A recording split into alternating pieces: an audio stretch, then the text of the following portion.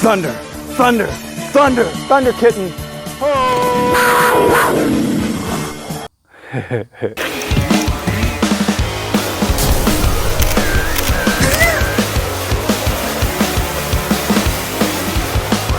I'll open those. I'll open these transfers.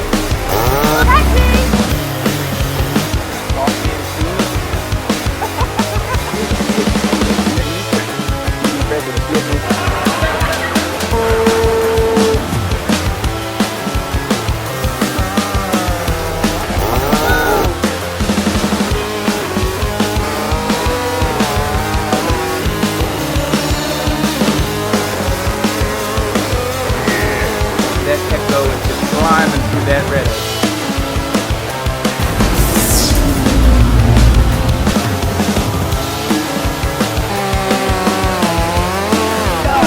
Hail to the king, baby. Okay, so here we go. This is Chris's ThunderKitten that he got me to build for him. So this was his saw. He sent it to me. I have never ran it except for just now whenever I fired it up to tune it. I went ahead and just assumed that it was a great running saw because it looks brand new. So I built it. We're at 107 on the exhaust roof, 123 on the transfers opening. So that's 16 degrees of blowdown, and we are at 82 on the intake. So without further ado, we got a 20-inch bar. It's a steel RS chain. Let's give it a shot, and I've got it tuned to 14,400 RPMs. So we'll see how that goes.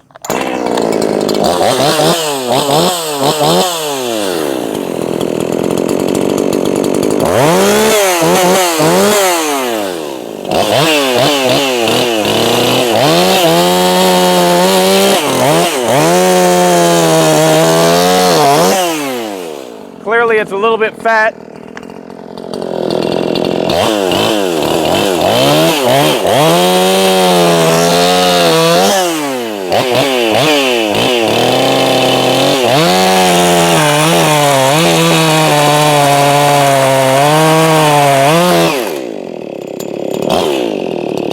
I'm gonna go put some safety glasses on.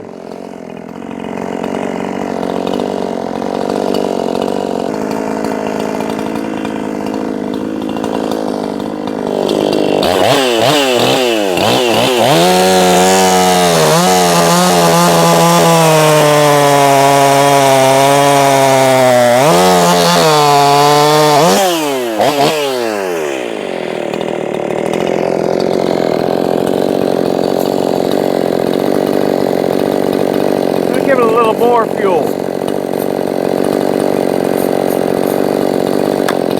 See how that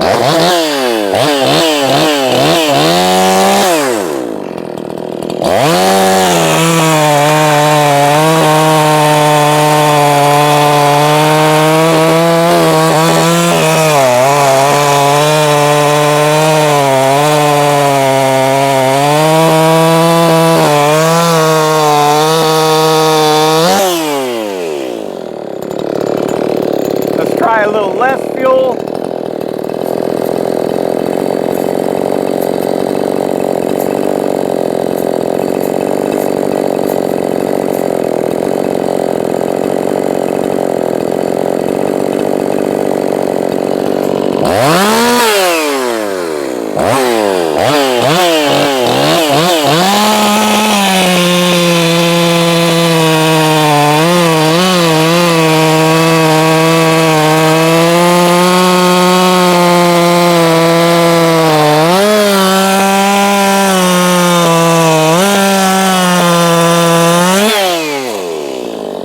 It definitely felt like it really liked that change.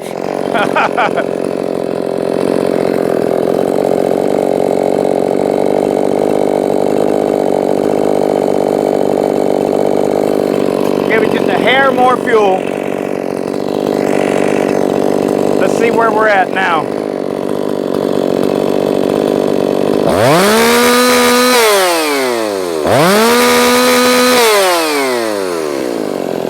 That's 14,700.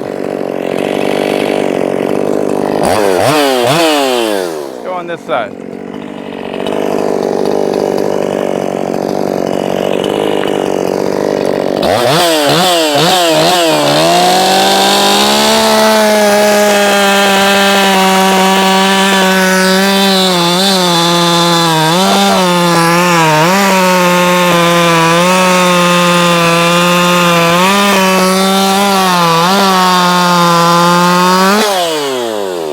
There we go.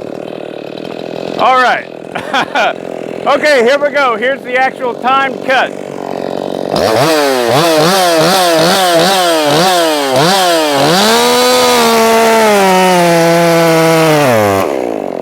Ah, fuck it.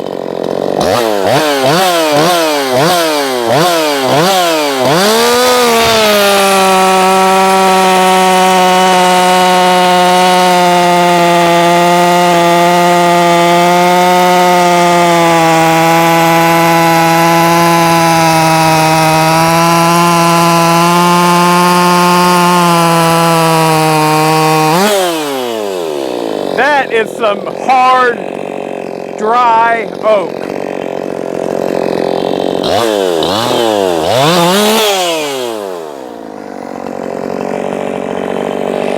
Let's see what it's actually doing in the cut.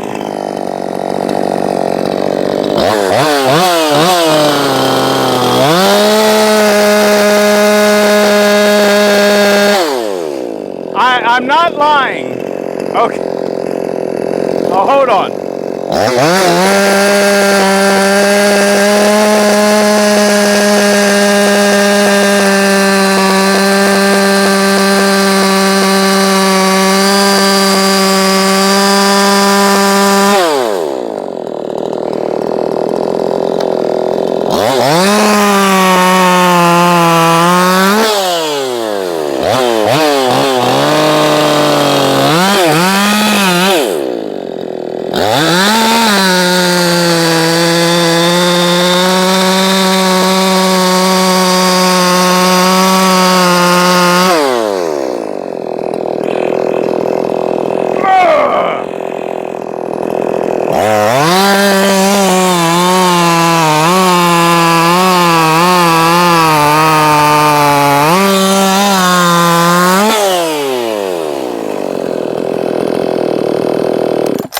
Whew.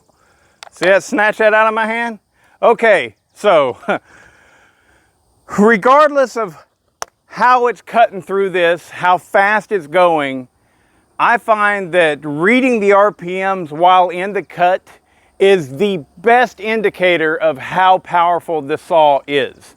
So, like for this right here, it's really dry, right? And it's really, really hard. It's been down for a couple years, and it's red oak.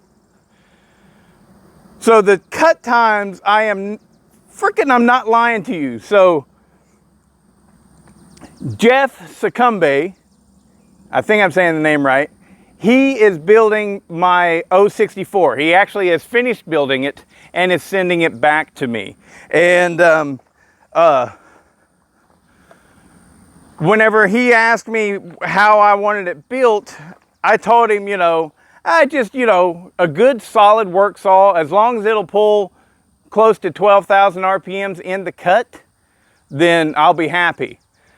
And well, we talked about that a little bit, and basically he thought that was unrealistic. And I'm like, nah, this hardwood, it doesn't slow down your chain. Now you're not able to cut it very well because it's so hard, but it doesn't really slow down your chain like softwood does.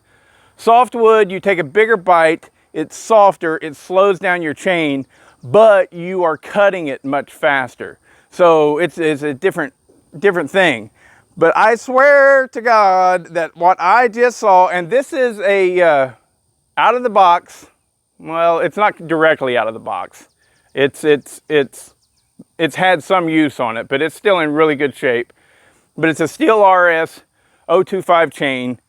And whenever I was giving light pressure, because whenever I was pushing it down, I was giving light pressure to it. And whenever I was doing that, I swear I was seeing 12,000 RPMs. Okay? It would, once it got all the way here, all the way down in here, then we were looking at about 11,800, 11,007, 11,009. It was bouncing around just below 12,000 RPMs.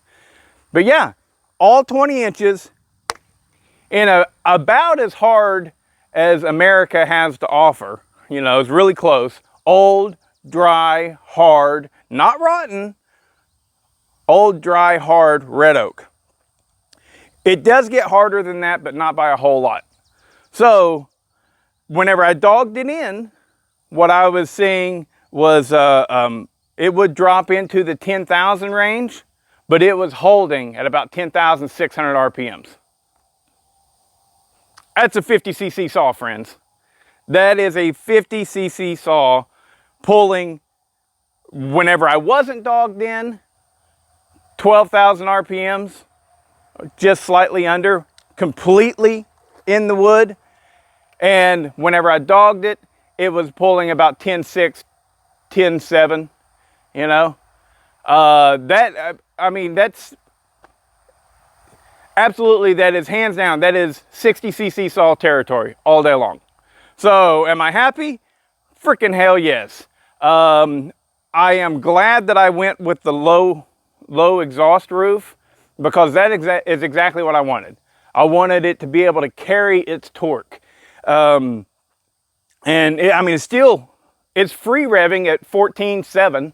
That's where it liked to be tuned, right here. It is slightly hot up top, so I'm going to go ahead, especially seeing how it's brand new, I'm going to give it just a touch more fuel, just because, you know.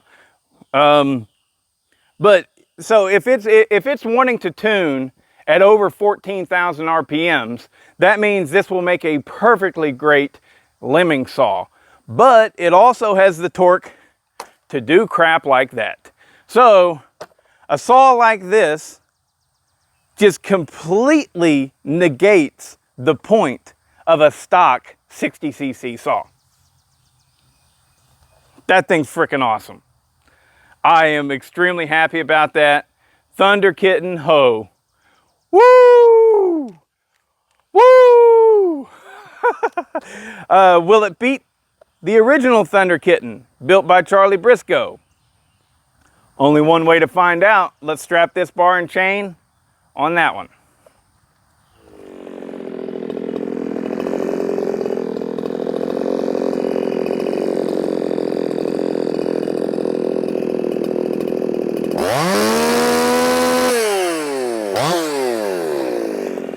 Same thing, 14.7 thousand. 14,700, however you want to say it. Here we go, let's see what she's got.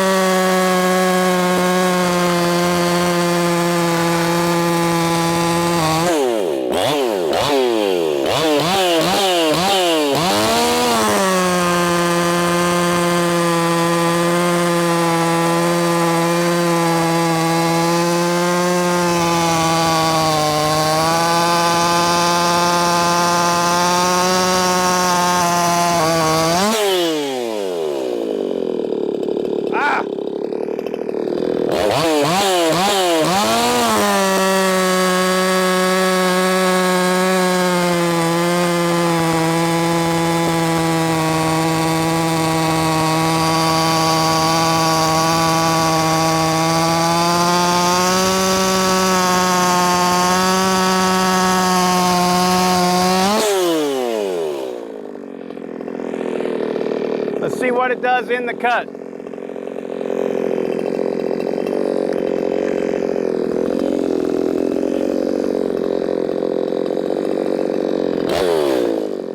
Come over here for that.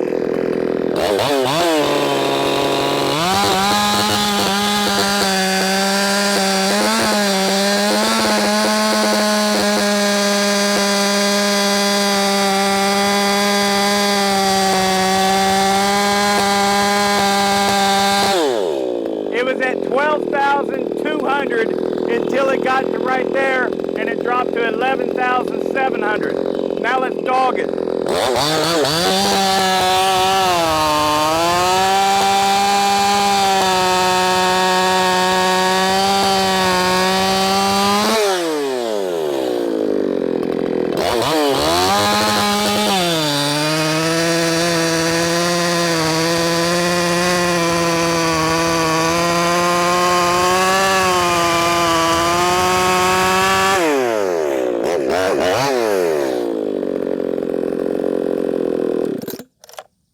Almost identical numbers. So we're looking at, with light pressure, just steady pushing it down, we were from 12,400 even, down to about 11,700. So same thing as mine. And then whenever I dogged it in, it seemed to not have as much torque whenever I dogged it in. It was dropping down into the 10,200 RPM range, whereas mine was only dropping down to about 10,600 RPM range. So my guess is that Charlie's would win if we were in an actual race with a little 9x9 chunk, because it's going to pull probably about 400 RPMs more in a race type scenario. But in bigger stuff like this, mine's going to have more torque and it's going to maintain its RPMs a little bit better, because I asked Charlie about it yesterday, and he said that if memory serves, he built this with a 102 exhaust roof, okay? And I built mine with a 107 exhaust roof, because listen, I do all these tests, I do all these cuts, which one's faster and everything, but in the end of the day, torque reigns supreme in my mind, okay? So if something cuts, let's say in a 20 second cut, right? If something cuts 2 seconds faster than something else, I like my stuff to be faster, but I would much prefer to be able to dog in and dig that bar and chain into the wood. I like that. That feels good to me. So I'm gonna try and almost always build for torque. So that's why I left an extremely high exhaust roof versus building for RPMs. Now, not that Charlie built this for RPMs, he did not. He has 4910s that will blow this thing out of the water. This is just a good solid work saw. And as you saw, it handled that without any issue whatsoever. What we're doing is splitting hairs. Which one is better? Another thing that's really, I should bring up is that the one that I built, that thing probably does not even have one single tank of gas through it. This has got 20 or 30 tanks of gas through it. So this one is clearly broken in, whereas mine is absolutely, or well, I say mine, it's Chris's. Chris's is absolutely anything but broken in. That's a brand new stinking saw, almost. It might have had, it's probably got less than a tank ran through it, it's my guess. Maybe it's got a couple, but, and we all know that these Echoes, they need a good 10 to 15 tanks through them to really, really break in and come alive. So the one that I built is going to get faster. So does that mean I'm better than Charlie? Fudge no. I built this one, he built this one. You know, I built that one, he built this one. That's all it is. Both of them are excellent. I'm happy as can be with this saw, and I'm going to keep on running it just the way that it is. But whenever, you know, this is about finding my own personal recipe, and I like that. I like what I did. It clearly has some really good oomph to it. I don't know which one's faster, nor do I care all that much. Do I hope that mine is? Of course. Of course, I hope that I have beaten the now at this point legendary Charlie Briscoe and the ThunderKitten of my own personal collection.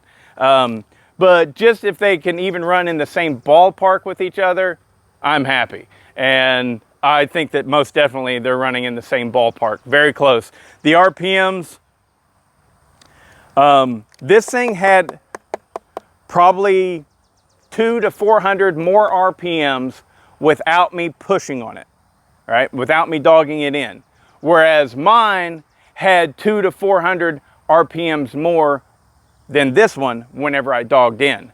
So clearly that 107 exhaust roof is working for torque, and shit, both of them pulling 12,000 RPMs. 20-inch bar buried in dead, dry, horribly hard red oak. So that's a win. Either which way you go, that is a total win. ThunderKitten ho, baby.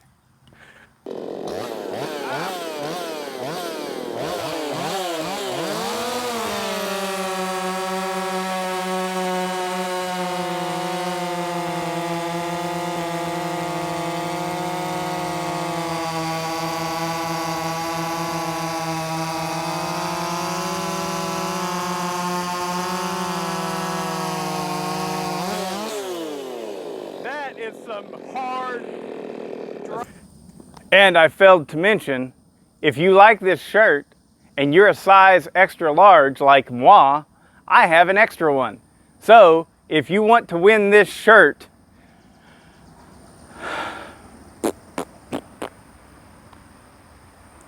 tell me the name of the dorky looking little dog type creature in the Thundercats. Tell me that one's name. The first person to get that one's name, you'll win this shirt. It's an extra large, don't forget.